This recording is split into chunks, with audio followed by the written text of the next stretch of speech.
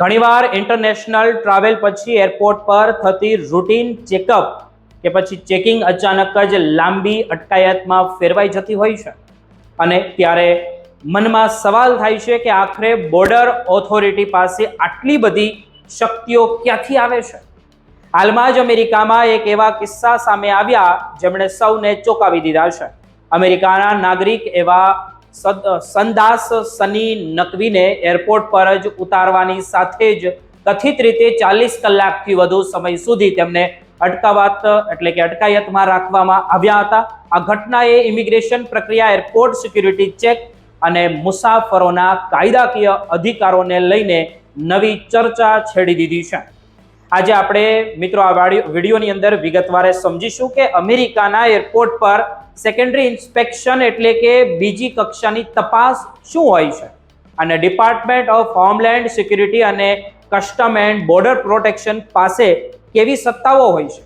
મુસાફરોને કઈ પરિસ્થિતિમાં રોકી શકાય અને જો કોઈ ભારતીય મૂળના મુસાફરો કે અમેરિકન નાગરિકને આવી સ્થિતિનો સામનો કરવો પડે એનઆરઆઈને તો તેમના કાયદાકીય અધિકારો શું છે તે જાણવું દરેક એનઆરઆઈ માટે, અમેરિકામાં વસતા દરેક ભારતીય માટે ખૂબ જરૂરી છે। સની નકવી માત્ર 28 વર્ષના એક યુવાન અમેરિકન નાગરિક છે જેમનો જન્મ ઇલિનોઇસમાં થયો હતો અને તેમનો ઉછેર શિકાગોની આસપાસ થયો હતો। રિપોર્ટ મુજબ તેઓ તેમની 5 સાથીદારો સાથે ઓફિસના કામ માટે વિદેશ પ્રવાસે ગયા હતા। આ ગ્રુપમાં કેટલાક અમેરિકન નાગરિકો હતા તો કેટલાક પાસે ગ્રીન કાર્ડ હતો, એટલે કે તમામ લોકો અમેરિકામાં કાયદેસર રીતે રહી રહ્યા હતા। શરૂઆતમાં તેમનો પ્લાન ભારત જવાનો હતો, પરંતુ કોઈ કારણોસર આખું ગ્રુપ તે ફ્લાઇટમાં બેસી શક્યું જ નહીં। ત્યારબાદ તેઓ બલ્ગેરિયા અને ઓસ્ટ્રેલિયાના પ્રવાસે ગયા હતા। જ્યારે આ ગુપ્ત તુર્કીથી ફ્લાઇટ લઈને શિકાગો ઓહારે ઇન્ટરનેશનલ એરપોર્ટ પર પહોંચ્યું ત્યારે એરપોર્ટ પર ઉતરતાની સાથે જ સુરક્ષા અધિકારીઓએ તમામ 6 લોકોને વધારાની તપાસ માટે રોકી લીધા હતા। સની નકવીના પરિવારનો એવો દાવો છે કે તેમને પહેલા એરપોર્ટ પર 30 કલાક રાખવામાં આવ્યા અને બીજી બાજુ જોઈએ તો બીજા ડિટેન્શન સેન્ટરમાં લઈ જવામાં આવ્યા। પરિવારે કહ્યું કે સનીએ કુલ 40 કલાકથી વધુ સમય કસ્ટડીમાં વિતાવ્યો હતો। એટલું જ નહીં, પરિવારે એવો પણ દાવો કર્યો કે અમુક સમય સુધી તેમને સની ક્યાં છે તેમની કોઈ સ્પષ્ટ માહિતી આપવામાં જ ન આવી હતી। પરિવાર કેટલો મુશ્કેલીમાં મુકાયો હશે। ફોન લોકેશન ટ્રેકિંગ દ્વારા ખબર પડી હતી કે તે કોઈ ફેસિલિટીમાં પણ છે અને પણ અધિકારીઓએ તે વાતની પુષ્ટિ કરતા ન હતા। બાદમાં જાણવા મળ્યું હતું કે તેમને વિસ્કોન્સિનની એક ફેસિલિટીમાં લઈ જવામાં આવ્યા હતા જ્યાં અંતે તેમને મુક્ત કરવામાં આવ્યા।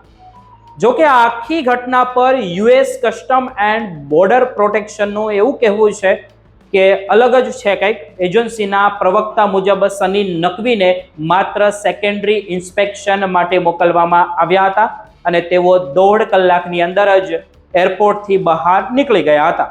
અધિકારીઓએ કોઈ પણ પ્રકારની કસ્ટડી કે પછી ટ્રાન્સફરની વાતનો ઇનકાર કર્યો છે। હવે સવાલ તો એ થાય છે કે આ સેકન્ડરી ઇન્સ્પેક્શન શું છે? જ્યારે પણ કોઈ મુસાફર ઇન્ટરનેશનલ ફ્લાઇટથી અમેરિકામાં આવે છે ત્યારે તેનું ઇમિગ્રેશન ચેક થાય છે। જો ઓફિસરને તમારી ટ્રાવેલ હિસ્ટ્રી, ડોક્યુમેન્ટ્સ કે પછી સિક્યોરિટી ચેકમાં કોઈ શંકા લાગે તો તમને સેકન્ડરી ઇન્સ્પેક્શનમાં મોકલી શકે છે। અહીં અધિકારીઓ વધારાની પૂછપરછ કરી શકે છે, સામાન ચેક કરી શકે છે અને ટ્રાવેલ હિસ્ટ્રીની ઊંડી તપાસ પણ તમારી થઈ શકે છે।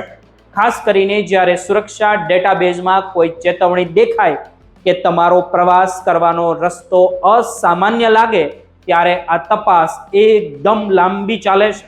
આ કિસ્સામાં પણ અધિકારીઓએ ડોક્યુમેન્ટ કે પછી ટ્રાવેલ પેટર્નનો ઉલ્લેખ કર્યો હતો અને અમેરિકન કાયદા મુજબ એરપોર્ટ પર અધિકારીઓ પાસે ઘણી શક્તિઓ પણ હોય છે। તેઓ મુસાફરને સવાલ પૂછવા, સમાન તપાસ કરવા અને જરૂર પડે તો ઇલેક્ટ્રોનિક ડિવાઇસ પણ ચેક કરવાનો અધિકાર ધરાવે છે। જો કે અમેરિકન નાગરિકોને દેશમાં પ્રવેશતા કાયમી રોકી શકાતા નથી, પણ તપાસ તો થઈ જ શકે છે. ભારતીય મૂળના મુસાફરો અને એનઆરઆઈ માટે આ એક કિસ્સો પાઠ ભણાવે તેવો છે કે પ્રવાસ દરમિયાન તમામ ડોક્યુમેન્ટ્સ અને ટ્રાવેલ રૂટ સ્પષ્ટ હોવો જોઈએ.